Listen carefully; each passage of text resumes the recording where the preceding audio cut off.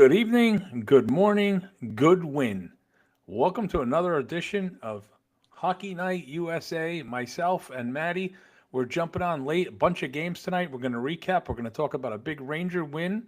San Jose putting a whooping on the Devils. Yeah, Buffalo and Boston having a real cliffhanger, nail biter type of hockey game. It was some good hockey tonight, Maddie.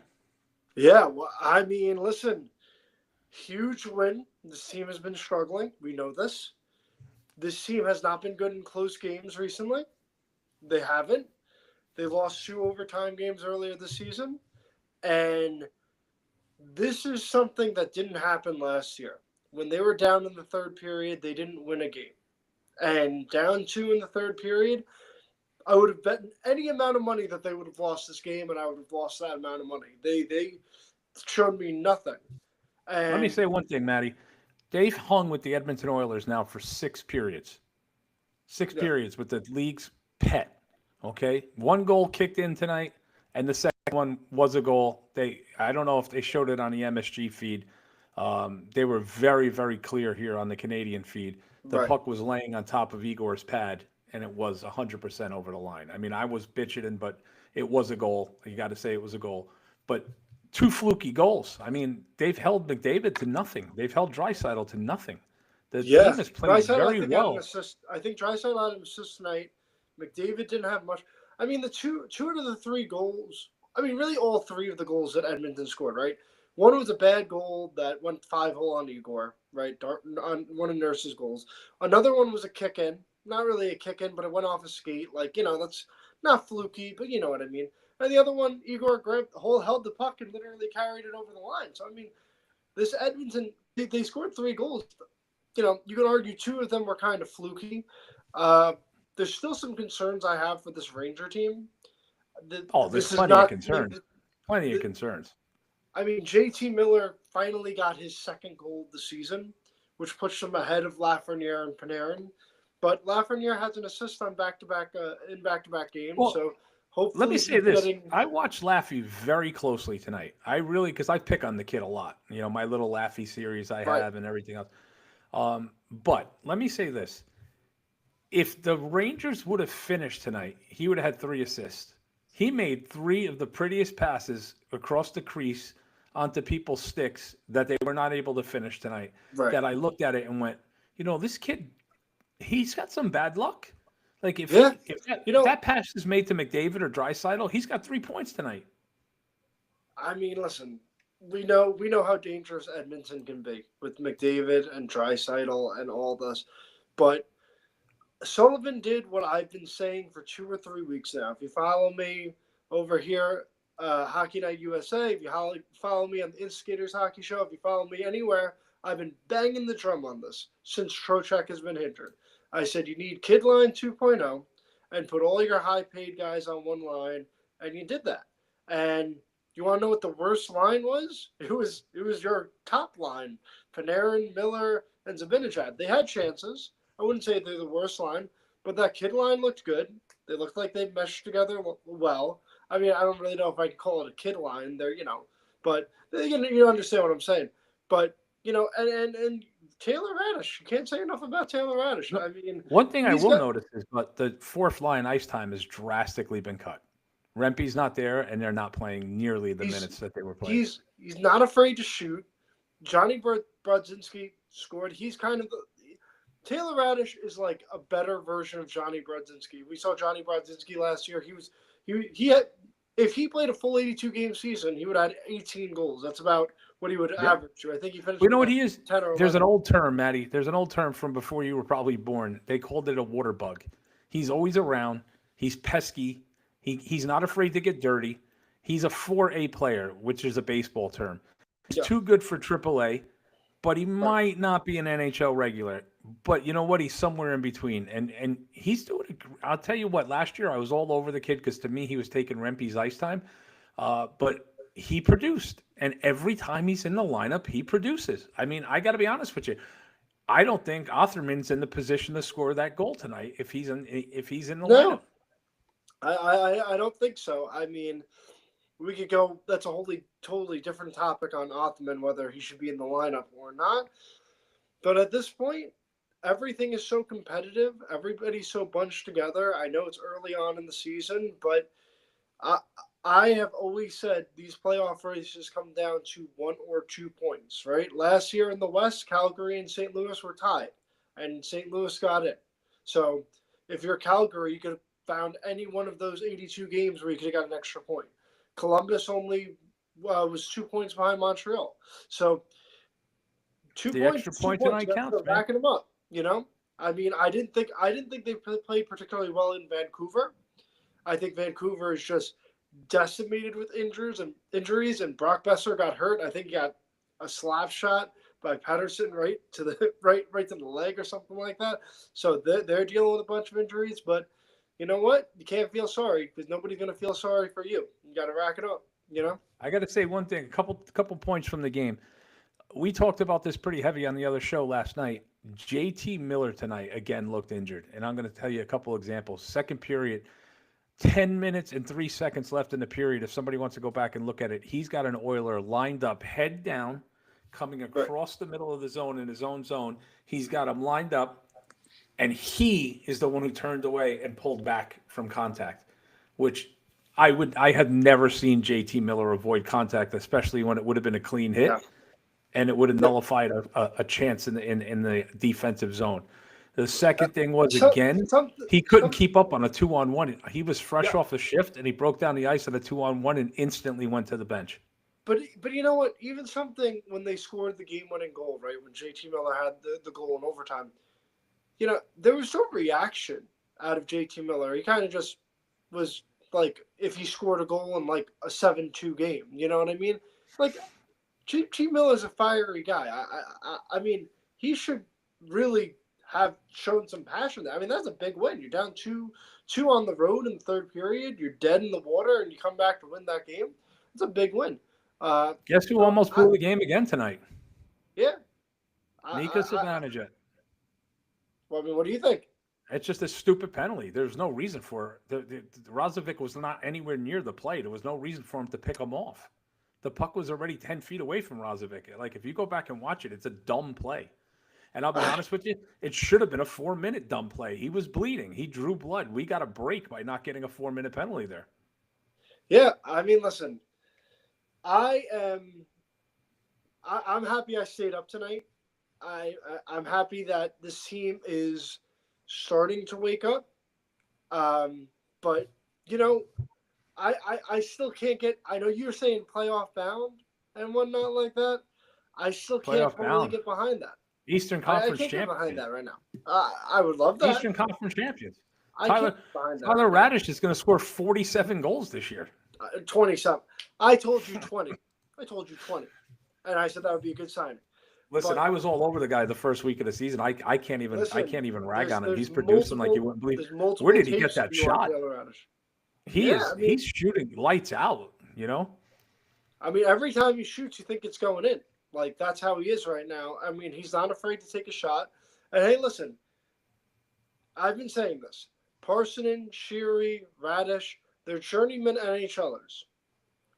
You can't be putting any one of those guys in the top 6 unless you're absolutely desperate and whatnot. They're all guys who know how to play. They're going to play hard. They're going to try to keep their spot. And it works. Parsonen's physical. Radish can shoot. Parson is playing and decent and hockey. Sheary forechecks. Okay, I'll give you this. Sheary's a forechecking machine, but I'll tell you what.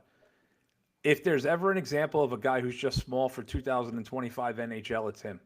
He is Right. just pushed off the puck. He has zero reach, and when he extends himself, I'm just waiting for him to get drilled. Like he's small. He's a small man, and you know what? He's doing a good job, but it makes me a little nervous. He's going to get hit, and he's going to get hit hard. Yeah, I agree. So, real quick, I know it's late, everybody. I know I've been working all day. You've been working all day. We go to Seattle, right? I told you that in this road trip, I counted San Jose, the 5-game stretch. You needed 7 out of 10 points. You only got 1 point out of San Jose and Calgary. And now, if you're able to win Seattle, who's playing well, Seattle's playing well right now, and then you will have gotten 7 out of 10. You got to feel a lot better about yourself with this team than you did just a week or two ago.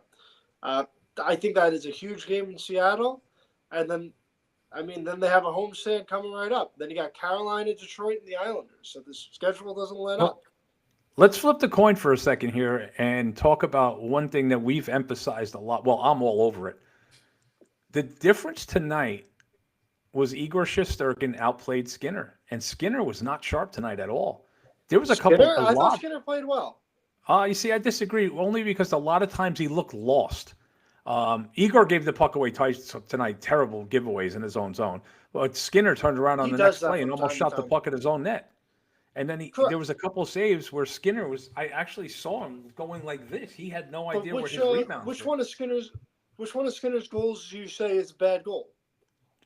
Well, I'm not necessarily saying a bad goal. I'm saying he did not look comfortable, and that's the difference in the game tonight. Well, I think if you're lining up Skinner versus Shesterkin, I think we have the clear advantage there. We have 100% advantage, but I'm saying I still think that Edmonton goaltending is not strong enough to win a Stanley Cup.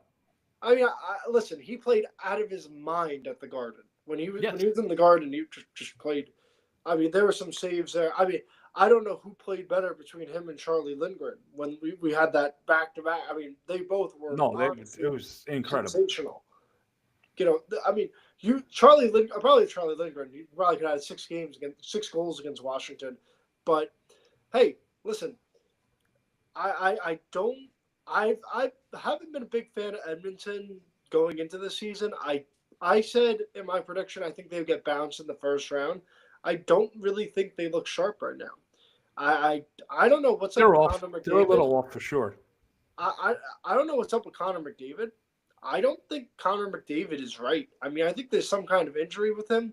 He had 1 goal for the longest time. He had 2 goals the other night, but he just doesn't seem like the best player in the world right now.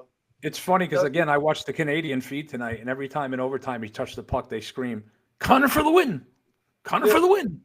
And I'm like, bro, a little bit of a homer here, like a lot. Like, take it easy there, buddy. Well, hey, 2 interesting points tonight that the Canadian broadcast made. First one was through 2 periods.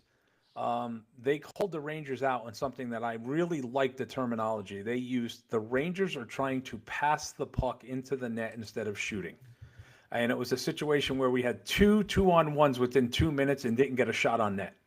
And it was really a bad look because JT Miller was 5 feet out in front of the net with nobody in front of him, and he decided to try to make a cross-ice pass.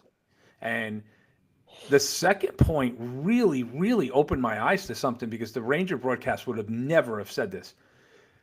Panarin gives the puck away again along the boards, and they go, Adam Fox is staring down at Artemi Panarin for his selfishness on that play. He literally said, staring down Panarin. And we don't get that. Fox, whenever something happens, looks up to the sky and everything like that. But what did I say yesterday on the Instigators Hockey Show? I said I think this team is better off if they trade Panarin right now. I think he's holding the puck too long. I think he's trying to be a superstar instead of trusting his teammates. He's not playing good hockey right now. And he still has a lot of skill. He's still very good. He's still your quote-unquote best player. But this is Panarin's 7th year with the Rangers. What are we, 12 games in now? I don't think there's been a season 12 games in where Panarin's not the leading scorer. Fox is the first week last year, he had like 7 goals in the first 7 games last year. He was on fire. I'll tell you what, you called it, and I'm happy you did, and they look great, is Cooley, Laba, and Lafreniere, the 2.0 version of the kid line. But I'm going to say this right now. They put that line together, and Lafreniere, I've noticed something about Laffy. And it's a terrible thing because he's a number 1 overall pick, but he plays his best hockey on the 3rd line. The kid plays a different game when he's not up top. And we mentioned this last night with Kotze, and Kotze said a good point too was he may be thinking, should I shoot now or do I have to pass off to JT or Zibanejad because they're the stars on this team and maybe I am going to get labeled selfish or whatever.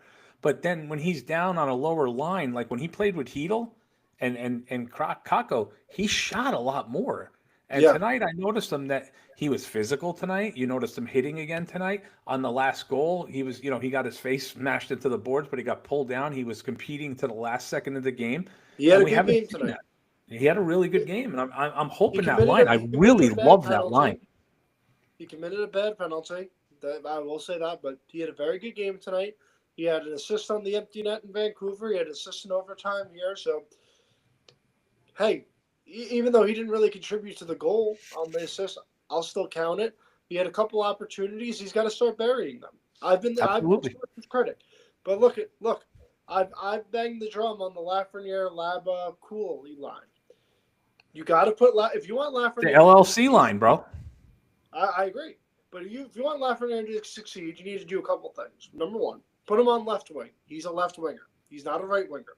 We put him on right wing because you want to put him with the more talented, Panarin's left wing, so you're not going to move him, right? So you put him on left wing. You put him with two guys who are defensively responsible. Lafreniere is an awful defender. He still doesn't backtrack, but listen, you put him with two guys who are defensively reliable, he can float a little bit. So I think he loosens up. And when he's on the ice, like you said, when he's on the ice with Cooley, Laba, he's probably got the best shot out of the three of them. So when he gets the puck, it's like, okay, you shoot. When it's Panarin or Zibanejad, you might argue that he has the third best shot out of that line. So he might be a little hesitant. So I agree. Let him play. Let him be the quote-unquote best offensive player on that line. And let him drive that line. Let's see if he can do it. I don't think he'll ever live. I think the days of Ranger fans expecting to live up to the number one overall pick are gone. You got to get that out of your head. But if he could be 50, 55, 60 points, 30 goal scorer, I think you take that at the contract he's at right now. Well, you know what's funny? Ray Ferraro today, I saw a clip. Matty Clips, somebody else made a clip. It was Ray Ferraro, where he said, yeah, it's his sixth season, but he's 24 years old. And at that point, some players are just getting into the National Hockey League out of college and stuff like that. And that one and a half of his seasons were throwaway because of COVID, which 100% is right. And he's also on his fourth coach in 6 years. So it's a lot of system learning. It's a lot of – he should have been in the AHL for a month. What they did with Gabe Perreault right now, who, by the way, Gabe is on fire. Yep. Gabe Perreault is on fire in Hartford. Yes. It's only a matter of time. Yes. Only a matter of time. But Laffy there was no AHL season. So they never had an opportunity to send him down. He was too old to go to junior. He couldn't go back once they played him in the first 10 games, and they went past and there was no junior season anyway, so there was nowhere for him to go. So they kept him up. If you remember, I knew Laffy was immature when they put the mandate out of no autographs and no walking the NHL players without a mask outside the bubble. And the next day, there was a picture of Laffy in front of the Garden signing autographs with people with no mask on. And, you just said he's an 18-year-old kid. He's really just kind of lost in Manhattan by himself. Right. So I don't really count the first year and a half. So I don't want to give up on him. And listen, if he becomes a 25-goal scorer, 25, 55, I'll take it. We need 25 goals from somebody. Yeah. Hey, listen, Kreider, people go after Kreider a lot. Kreider never cracked 30 goals until he scored 52. What was that, in 2022? Right. He never cracked 30 goals. And Kreider changed his game to get to 50 goals. If you really think about it, Kreider was an up-and-down-the-wing speedster who decided to just go stand in front of the net and tip pucks. Right. And in his 30s, he had 3 consecutive seasons before last year. He had 52, 36, 39. He never touched that. Then last year, obviously, was an injury-riddled season. We'll see what he does in Anaheim. I know he has Coxsackie right now, hand-mouth-foot disease. Not fun. I've had that. That's not fun. But there is such a joke there. If he can, you can give it time.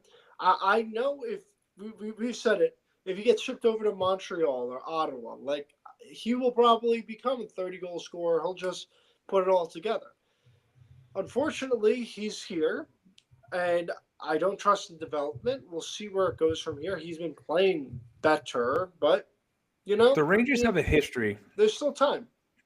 of giving up on young players, dating back to Ricky Middleton, Mike Ridley, Kelly Miller. The Rangers are always the team that gives up on a high draft choice and he goes somewhere else and blooms. And I'm all over Laffy. My little Laffy series, I'm having a joke with it. I got 3,700 hits on it this afternoon on the one where he's burning the French fries. So Right. I love it. But I don't want him to leave. I want him to blossom here. I want him to be. I'm selfish. I'm a Ranger. I want him to be a Ranger, and I want him to be good here. I don't want him to go somewhere else. But real quick, we got the Devils tonight. The Devils are beating up on the. I'm sorry, the Sharks are beating up on the Devils. How about the Pittsburgh Penguins are 8-2? I've been Pittsburgh saying Penguins. it. I've been saying it for Pittsburgh a week Penguins are now. playing really good hockey right now. If they can maintain this, it's gonna be a great season in Pittsburgh. Obviously, We're not sponsored. We're not sponsored by any betting sites. Let's be clear. But I saw something today. It's probably going to change a little bit. Pittsburgh to make the playoffs. What do you think the odds were right now with their oh, hearts? I have no idea. What were they? Plus 280. I said You plus should jump on that in a 280. minute. I would jump on that. I listen. Dan Muse is now the second good head coach the Rangers gave away in what 3 years? Yeah. I mean, Well, I'll tell you one thing. There was a lot he's of going to money win the left on Jack the table Adams in my tonight. opinion right now. He's the favorite. If you were a betting man tonight, the bets of the night were easy tonight. It was Philadelphia over Nashville, which I hit, and it was. Now you just made me forget. Oh, the over again in the Chicago game. I'm sorry. The over in the Chicago Blackhawk game.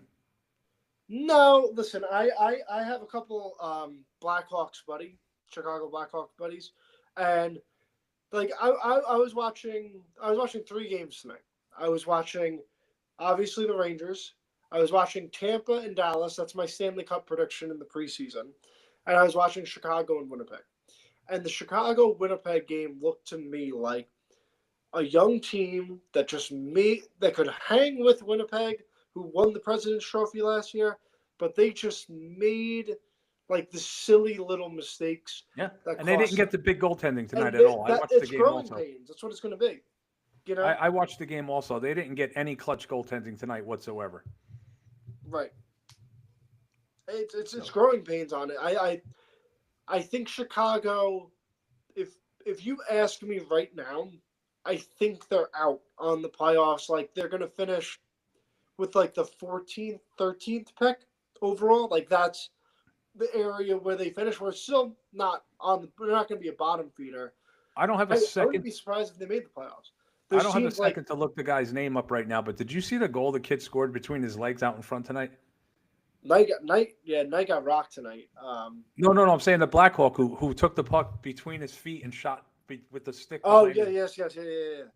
I mean, the teams they're a highlight reel to watch when they're flowing. Bedard has got it going right now, and they're playing well. But like you said, they're a step behind the better teams, but they're 10 steps ahead of where they were under Luke Richardson last year. Right. So it's a great step forward. Pittsburgh's looking great. You were all over Pittsburgh. Give you big credit for that. I had Chicago playing much better. I'll take some pat on the back for that one. I still say the Rangers are going to make the playoffs. You say they're not. Buffalo drastically improved, hanging with everybody. If they're losing in overtime, and that team's made a big step forward. The Detroit Red Wings are playing lights out hockey right now.